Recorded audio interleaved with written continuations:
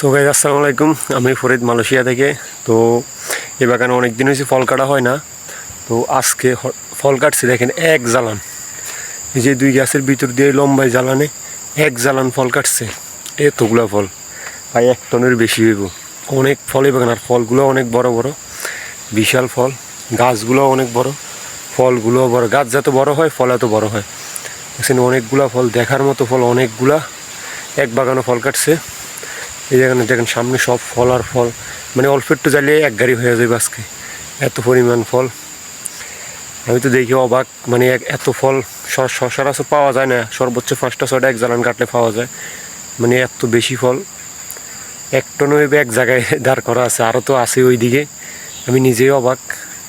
এই যে আরও আছে, এই সাইডে আরও কয়টা আছে, এই সাইডে পুরোপুরি আরও লম্বা আছে। দেখছেন কত ফল, জ্বালানো জ্বালানো ফল পড়ে রয়েছে। অনেক দিন পরে এত ফল দেখতেছি। তো এই আর কি ভাবছিলাম ফলগুলো আপনারা একটু দেখাই। তো সবাই ভালো থাকবেন, আল্লাহ হাফেজ, দেখা হবে নতুন কোনো ভিডিও নিয়ে।